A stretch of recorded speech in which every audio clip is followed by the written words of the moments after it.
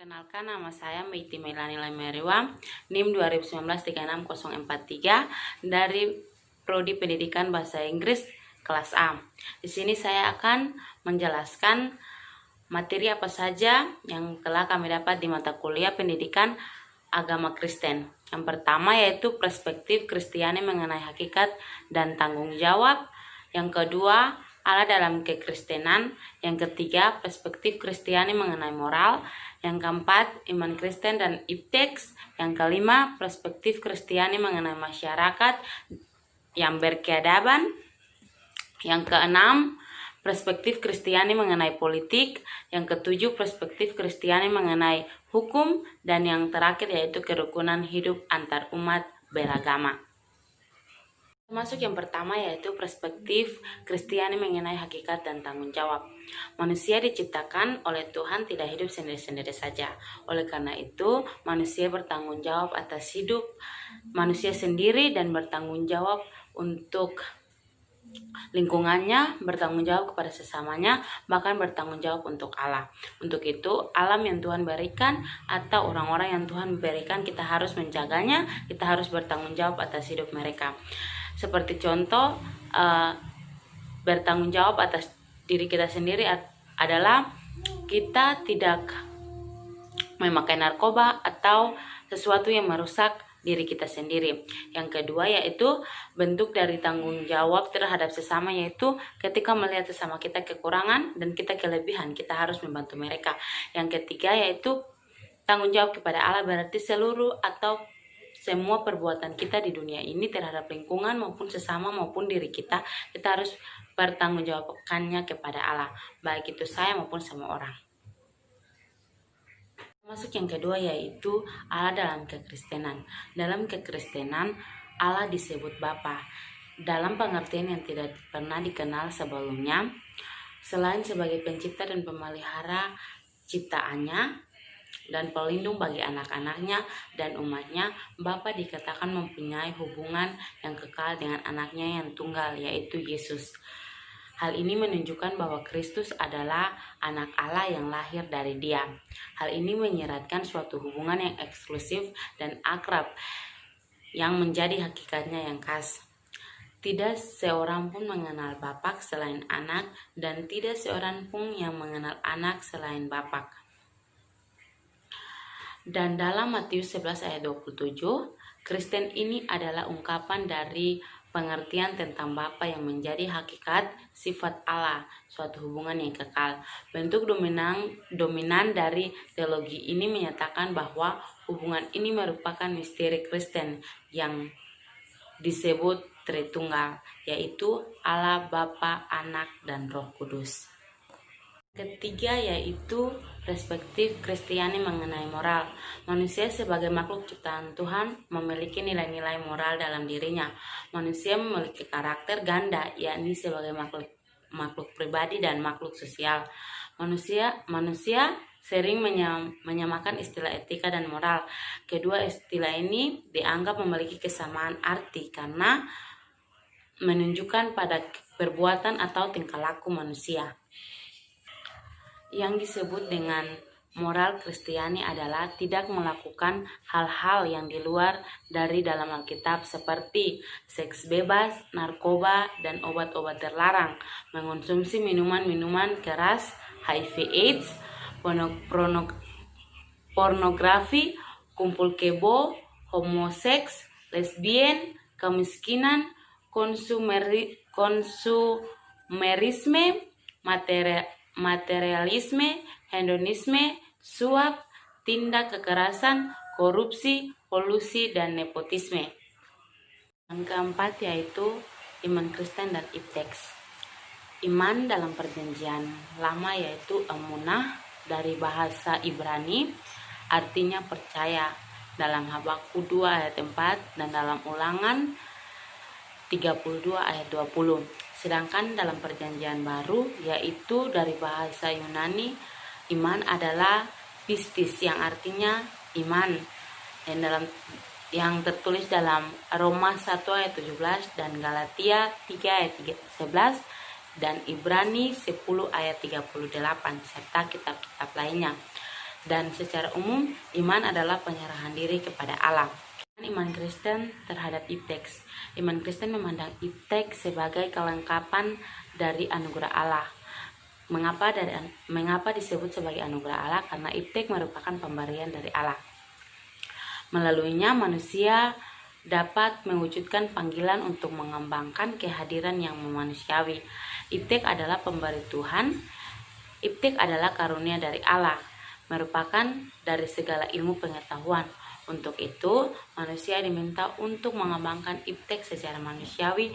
Artinya, manusia harus mengembangkan iptek dengan yang positif, jangan yang negatif seperti memberikan yang tidak baik lewat iptek atau menggunakan iptek untuk hal-hal yang tidak berkenan di mata Tuhan. Materi yang kelima yaitu perspektif Kristiani mengenai masyarakat majemuk yang berkeadaban. Pengertian masyarakat majemuk yang berkeadaban adalah suatu masyarakat yang memiliki keberagaman latar belakang kehidupan yang berbeda, baik dari aspek ras, suku, bangsa, dan agama, serta keyakinan maupun kulturalnya, di mana dalam hidup bersama setiap orang atau kelompok masyarakat saling menunjukkan akhlak atau kesopanan dan kehalusan budi berdasarkan norma-norma yang berlaku. Dari pengertian tadi menunjukkan dua hal, yaitu yang pertama, masyarakat Indonesia adalah masyarakat yang majemuk atau plural, bukan homogen. Kemajemukan itu adalah anugerah dari Tuhan. Dua, masyarakat bisa bertingkah laku sesuai norma yang ada, sehingga tercipta masyarakat yang berkeadaban. Ciri-ciri masyarakat majemuk adalah mampu menerima situasi atau keadaan di mana orang-orang yang ada di sekitar menunjukkan kesopanan atau menunjukkan ras yang berbeda-beda mereka. Dan ada juga faktor-faktor penghambat lainnya yang menghambat dari masyarakat majemuk yang berkeadaban, seperti politik dan lain sebagainya. Masuk materi yang keenam yaitu perspektif Kristiani mengenai politik. Pengertian politik. Istilah politik berasal dari bahasa Yunani yang berarti polis dan politeia. Polis yaitu benteng, kota, negara, dan suatu bentuk negara tertentu, misalnya demokrasi, kesatuan, dan lain-lain. Yang kedua, politeia adalah penduduk atau warga negara, hak warga negara dan kewarganegaraan, tata negara, dan bentuk pemerintahannya. Tujuan perjuangan politik di Indonesia yaitu politik di Indonesia tidak terlepas dari usaha mewujudkan cita-cita nasional sebagaimana yang diamanatkan dalam pembukaan Undang-Undang 1945, yaitu mewujudkan suatu kehidupan masyarakat yang adil dan makmur. Visi Kristiani mengenai politik yaitu mengenal politik dan keterlibatan orang Kristen di dalamnya dapat dilihat pada hidup dan perjuangan Yesus. Yang kedua, Yesus menggunakan kekuasaan yang dimilikinya untuk berpolitik di dalam menyikapi berbagai persoalan yang ditemui dalam masyarakat. Yang ketiga, pengakuan bahwa Yesus adalah Tuhan dalam Matius 28 merupakan pengakuan politis terhadap tokoh Yesus oleh gereja. Yang keempat, Yesus bukanlah seorang politis dalam arti formal, sebab ia tidak memegang kekuasaan apapun dalam struktur pemerintahan Romawi dan Yahudi. Manakah dari Yesus yang disebut sebagai politik? Yesus dalam pelayanan berhadapan dengan realitas masyarakat yang termarginal, tertindas, terbelenggu karena dibodohi oleh elit-elit kekuasaan. Lalu Yesus melakukan tindakan-tindakan pembelaan dan pemulihan atas hak-hak mereka. Tindakan inilah yang memiliki dampak sosial politik bagi masyarakat. Jadi politik tidak ditempatkan sebagai cara untuk berkuasa, tetapi dijadikan sebagai sarana melayani masyarakat. Visi dan ideologi politik Yesus diarahkan pada pembebasan kemanusiaan. Yang harus diteladani dari Yesus yaitu Yesus memiliki komitmen untuk membela kehidupan rakyat kecil agar tidak terjadi pemerkosaan hak rakyat pemutarbalikan kebenaran, eksploitasi terhadap rakyat kecil, dan proses-proses kemiskinan. Yang kedua, orang percaya harus belajar dari sikap Yesus. Kekuasaan yang dimiliki harusnya dipakai untuk memperjuangkan hak-hak rakyat, bukan sebaliknya, dan juga untuk menegakkan keadilan dan kebenaran. Yang ketiga, kekuasaan yang digunakan untuk membebaskan manusia dari segala bentuk penindasan, tekanan, ketakutan, ketidakberdayaan, kemiskinan, keterbelakangan, dan lain-lain. Nilai-nilai yang perlu diacu umat Kristen dalam melaksanakan tanggung jawab di bidang politik yaitu kasih, mengasihi Tuhan, sesama, diri sendiri, lingkungan alam. Yang kedua, keadilan, kebenaran, kerendahan hati, ketulusan, kejujuran, kepeloporan, kebangsaan, kebersamaan, kebebasan, kemerdekaan, kesetiaan, dan kesetiakawanan. Bentuk tanggung jawab umat Kristen, yaitu umat Kristen terpanggil untuk mengembangkan tanggung jawab dalam kehidupan politik. Tanggung jawab mendorong terjadinya emansipasi dengan pembebasan atau pemerdekaan. Dimaksudkan untuk membangun kesadaran masyarakat terhadap esensi politik sebagai usaha bersama untuk melakukan tindakan-tindakan pembebasan terhadap berbagai macam penderitaan yang dialami oleh masyarakat, berupaya untuk mendatangkan shalom Allah di tengah-tengah dunia yang ditempati oleh manusia. Kita masuk pada materi yang terakhir, yaitu kerukunan hidup antar umat beragama.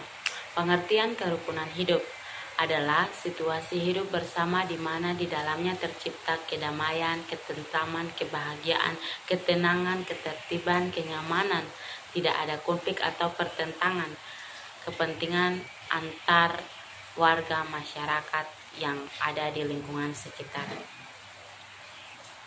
Makna kerukunan hidup antar umat beragama yaitu kenyataan pluralitas yang kita miliki sebagai bangsa Indonesia merupakan keunikan dan kekayaan yang patut disyukuri.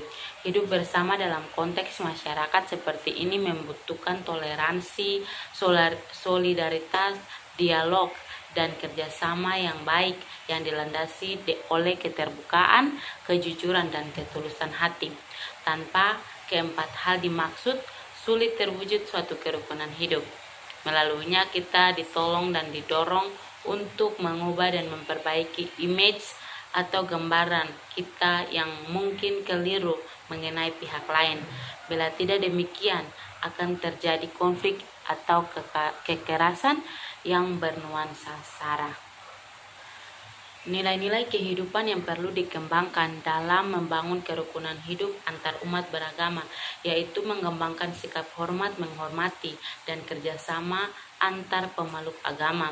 Yang kedua, mengembangkan sikap saling menghormati, kebebasan menjalankan ibadah sesuai dengan agama dan kepercayaan masing-masing.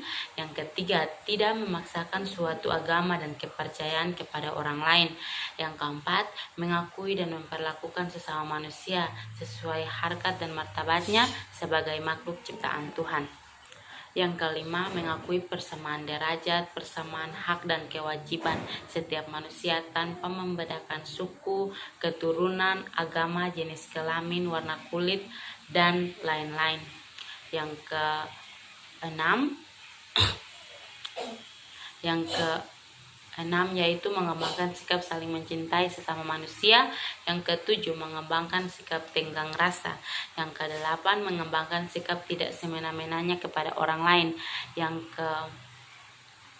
kesembilan, menjunjung tinggi nilai-nilai kemanusiaan, gemar melakukan kegiatan kemanusiaan, mampu menempatkan persatuan, kesatuan, kepentingan dan keselamatan orang banyak di atas kepentingan pribadi atau golongan.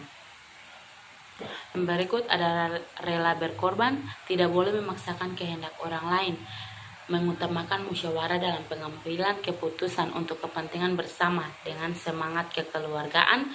Yang berikut dengan itikat baik dan rasa bertanggung jawab menerima setiap keputusan dan melaksanakannya.